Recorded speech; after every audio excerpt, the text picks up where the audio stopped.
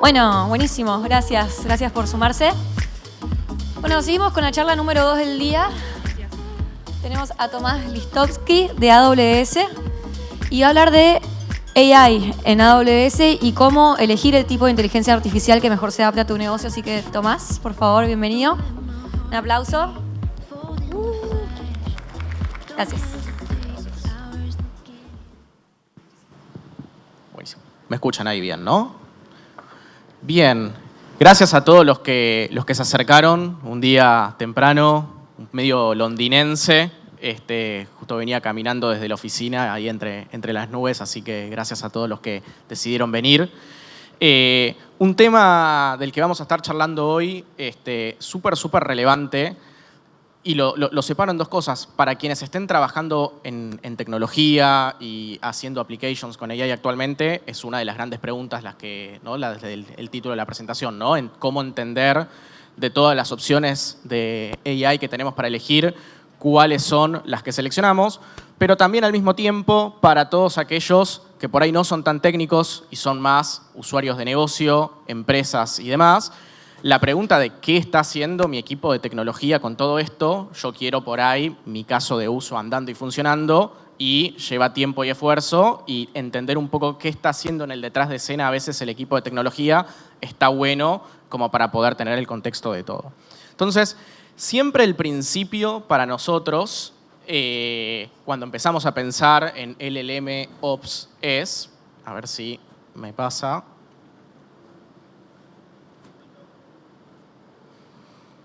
Ahí estamos, espectacular.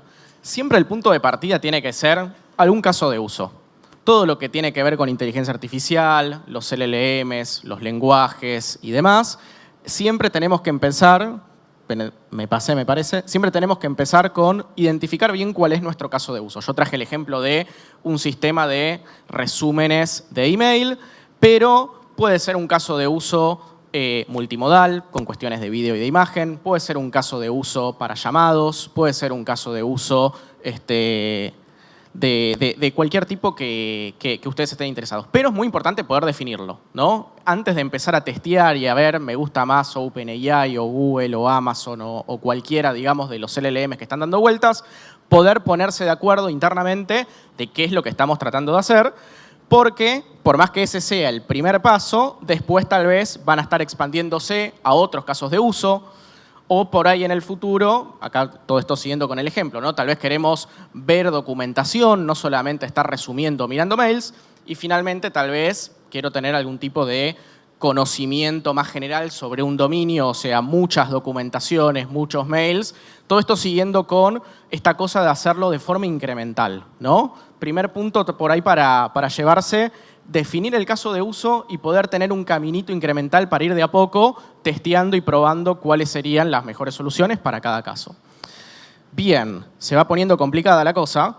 Empezamos a ver con qué parámetros vamos a estar evaluando el LLM que vamos a utilizar para nuestro caso de uso, ¿no? O la estrategia de AI en general para nuestro caso de uso. No vamos a ir punto por punto necesariamente, pero algunas de las cosas que uno tiene que empezar a tener en cuenta es si se trata de un LLM que es open source o no, por ejemplo, tal vez sea relevante para este caso, cuál va a ser la estrategia para orquestarlo, cuál va a ser la estrategia para el deployment. Ya son algunas consideraciones técnicas, algunas consideraciones tal vez éticas, algunas consideraciones más de negocio, pero todos estos puntos se van a convertir en unidades de análisis para entender cuál es el Large Language Model que voy a estar utilizando para el caso de uso en mi ejemplo de resúmenes de emails. Bien, y acá una aclaración que no es menor, porque entre tantas cosas que están pasando con el universo de AI hay que poder entender dónde estamos parados. La mayoría, digamos, de las applications y de los casos de uso que generalmente escuchamos hablar son casos de usos que están en el lado de los consumidores de los LLMs, ¿no? El caso de los resúmenes de email, lo que va a estar haciendo no es inventar un Large Language Model, que sería el ejemplo del proveedor, ¿no? El que está construyendo un LLM, no queremos hacer eso. Tampoco vamos a estar haciendo, en mi ejemplo, un fine-tuning de un LLM, o sea, no lo queremos modificar dramáticamente de ningún modo, simplemente lo queremos usar, usar para que cumpla con el caso de uso que yo tengo en mente. Entonces, si por algún motivo ustedes están tratando de armar un LLM o fine-tunearlo, bueno, entonces eso ya es un poco más complejo, tiene otras consideraciones, pero es importante tenerlo en claro, ¿no? Porque también muchas veces a partir de ahí es donde empezamos a tomar otro tipo de decisiones. Entonces, asumiendo que yo quiero ser un consumidor de un LLM, yo ya sé que quiero hacer un caso de uso que es hacer resúmenes de emails, tengo más o menos un camino incremental de cómo quiero en el mediano plazo que vaya avanzando mi caso de uso y ya sé cuáles son los parámetros, ¿no?, con los cuales voy a estar tratando de tomar esa decisión. Vamos a ver entonces cómo lo hacemos. Este es el caminito que todos vamos a tener que recorrer. Definimos nuestro caso de uso, vamos a empezar, después vamos a verlo en detalle, vamos a empezar con una lista corta, ¿no? Vamos a ir entendiendo, bueno, de los decenas o cientos de LLMs y versiones dentro de cada LLM, vamos a armar un shortlisting de todo eso. Vamos a tener que entender con qué data lo vamos a testear, ¿no? Para tomar la decisión de este es el LLM que me interesa, tengo que testearlo y para eso necesito algo de data, por ejemplo, los últimos 100 mails que recibí para poder testearlo. Después tenemos que hacer algún tipo de proceso de evaluación de todo eso, y de prompt engineering también. Y finalmente tendremos lo que le llamamos un artifact, que sería como un pequeño MVP de cómo está funcionando esa estrategia con ese LLM. Y después, ya problema del que lo tenga que deployar, dirían los equipos de tecnología, no es ningún problema, pero sí llega un punto en el que tenemos que dejar ir el proyecto, ¿no? Pasarlo de la parte de testeo y graduarlo para ponerlo en producción. Después me voy a meter en todo lo que sigue después con la rueda del final. Entonces, algunas cosas que tenemos que tener en cuenta para el shortlisting. Y acá sí por ahí me detengo punto por punto, aunque sea brevemente. Primero tenemos que entender cuál es la tolerancia que vamos a tener a los errores que pueda tener ese LLM. Todos van a tener siempre un umbral o un rango, ¿no?, dentro de la performance que estemos buscando. Y obviamente, cuanto mejor suele ser la performance de los LLMs, igual acá depende, ¿no?, de cada uno de los casos de uso, distinto puede ser también el costo y nos vamos a estar metiendo en problemas con el ROI, por ejemplo, ¿no? Son cosas que suelen tener algún tipo de trade-off. Después, obviamente, tenemos que entender cómo vamos a estar tratando de escalar todo este proceso. Si es un LLM muy grande, puede llegar a tener ciertos problemas de latencia. Y si la application que yo estoy construyendo necesito que dé una respuesta que sea inmediata o prácticamente en tiempo real, es otro de los trade-offs que voy a tener que tenerlo en cuenta, ¿no?, al momento de elegir. Y lo mismo pasa con la calidad del output en términos del lenguaje y demás aspectos. Sobre la parte del ROI, acá también ya pensando en los que estén mirando el output de todo esto, si mi caso de uso es armar un sistema para resumir emails, probablemente estoy pensando en que tiene un costo que X cantidad de personas estén leyendo X cantidad de mails durante cierto tiempo. Entonces, si el LLM lo puede hacer más rápido, claramente voy a tener un beneficio de negocio. Ahora, también puede pasar que toda esta application que yo me inventé en mi cabeza, al final no le ahorre más tiempo a las personas y entonces tal vez no tiene demasiado sentido desde el punto de vista de negocio. Súper importante al momento de estar armando este shortlisting del LLM y armando esta primera prueba, tener en cuenta el valor de negocio que estoy tratando de generar. Bien. Entonces, vamos acercándonos cada vez más a la elección de cuál es el LLM que más nos va a funcionar. Primero miramos el listado completo o casi completo de los que conozcamos, hacemos el shortlisting con estos parámetros que estábamos diciendo recién y probablemente vamos a tener, por ejemplo, 2, 3, 4, se recomienda 3 en general, que los vamos a pasar, ¿no?, a la fase de testeo antes de tomar la decisión de cuál es el que vamos a querer utilizar. Y acá son muchas las consideraciones, sumando a lo que decíamos recién, ya puntualmente del shortlisting.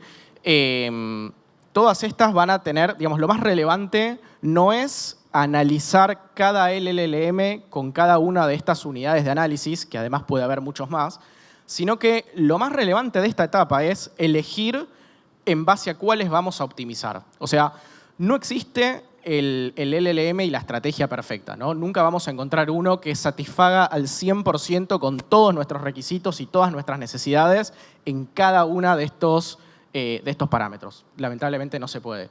Pero lo que sí podemos hacer es elegir, por ejemplo, 3 de estas consideraciones, decir, para mí estas 3 son las más relevantes y quiero que cumpla con estas 3, e inclusive dentro de esas 3 ponerles un orden de prioridad. Y decir, para mí lo más relevante es la cuestión de la responsabilidad. Por ejemplo, quedarme 100% seguro que desde el punto de vista legal y ético este LLM está haciendo todo bien, sea lo que sea que definamos hacer todo bien, y pongo eso como mi parámetro. Tal vez otra cuestión puede ser la velocidad, porque estoy haciendo una application que necesita real time, entonces cualquier cosa que tenga un poco de latencia ya no me sirve.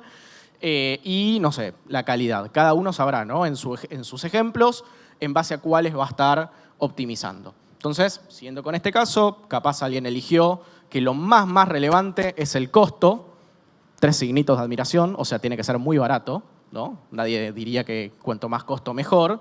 Entonces, tal vez mi máxima prioridad es que el costo sea lo más barato posible, el costo de los tokens de utilización de ese LLM. Segundo, necesito precisión por performance y necesito, en última instancia, pero igualmente es algo relevante, la cuestión de la velocidad.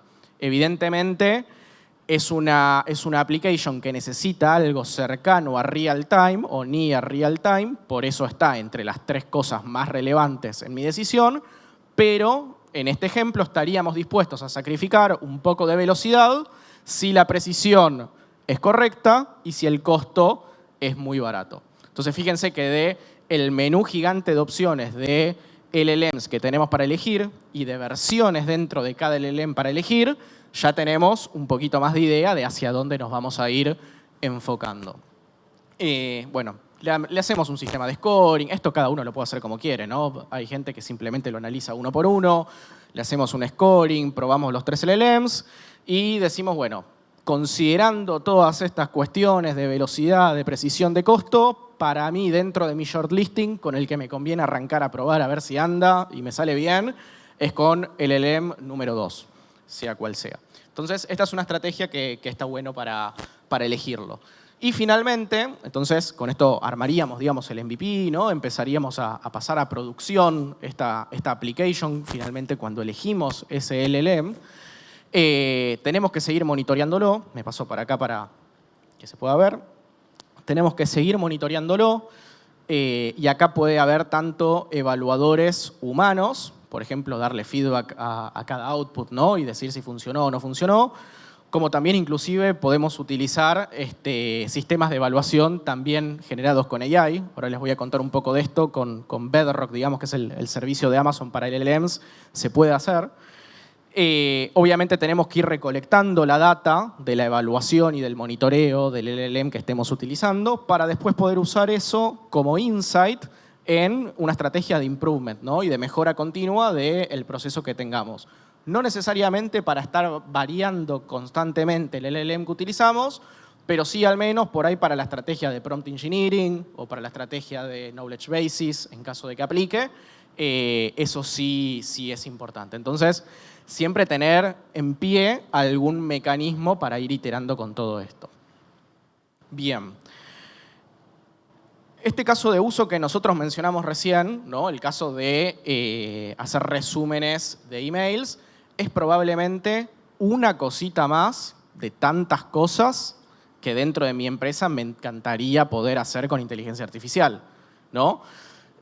Yendo inclusive un poco más en profundidad, es probable que necesite que distintos procesos realizados con inteligencia artificial dialoguen y se vayan acoplando entre ellos para poder tener bien completo, de punta a punta, el caso de negocio que estoy tratando de hacer bien.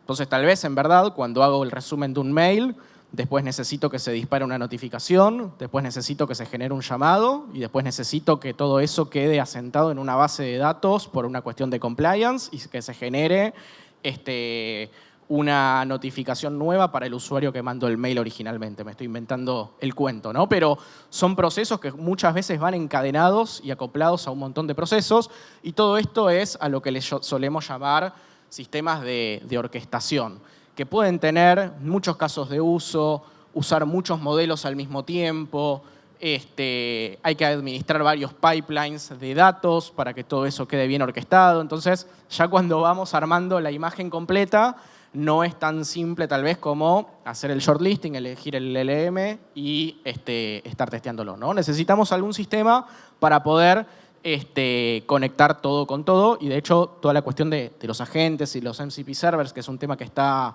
muy en boga hoy en día, viene a tratar de cumplir, ¿no?, con este caso de uso que en muchas startups y muchas empresas viene ocurriendo. Entonces, para cumplir con todas esas necesidades, no solamente lo del principio, sino sobre todo lo que viene después de que validamos ese primer caso de uso y empezamos a orquestar varios agentes con varias AIs y demás, Amazon Bedrock es una de las herramientas de AWS que nos permite hacer eso correctamente.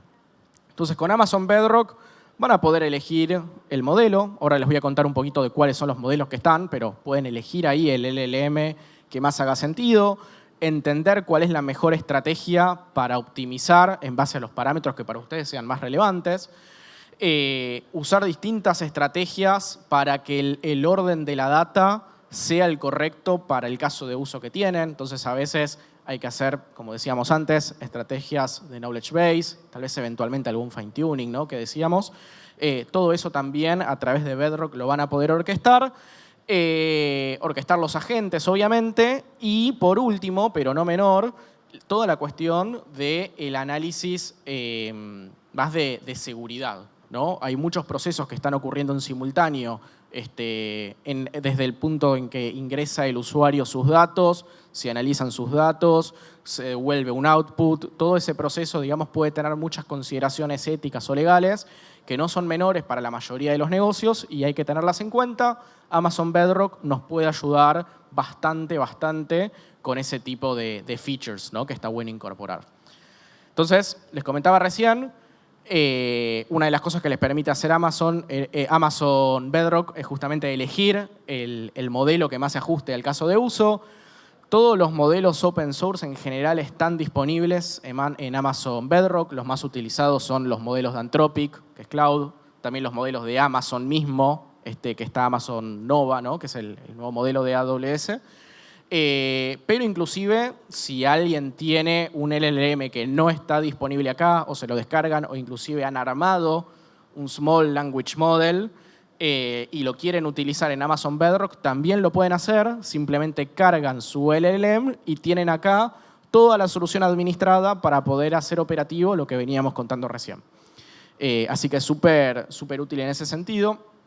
Y por último, la orquestación de los agentes que estábamos mencionando. En Amazon Bedrock pueden crear los agentes, pueden hacerlos dialogar entre ellos con todo lo que implica de por medio los overlays de seguridad, la necesidad de almacenar la data de forma correcta para que el LLM la pueda ir a buscar, recuperar y de esa manera hacerla operativa para el caso de uso.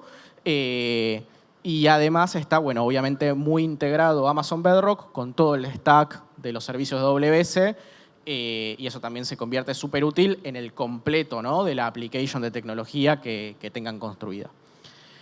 Bien, así que todo eso de LLM Ops, nada más de mi lado. Ojalá haya servido. Como decía, la idea es que esto tenga un punto de contacto para todos aquellos que estén trabajando en tecnología, para que un poco ayude a ordenar cosas que probablemente están haciendo en la diaria, y para todos aquellos más del palo de negocio, poder entender qué es lo que está pasando con sus equipos de tecnología o con la gente que está innovando con AI adentro de cada una de sus empresas que están administrando, ¿no?, todo este tipo de procesos, y por ahí esto les puede ayudar para hacerlo un poquito más eficiente. Nada, eso es todo, gracias. Y si hay alguna pregunta, creo que quedan 2 o 3 minutos, podemos responderlas.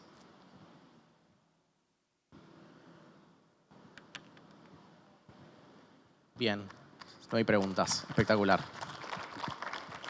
Gracias.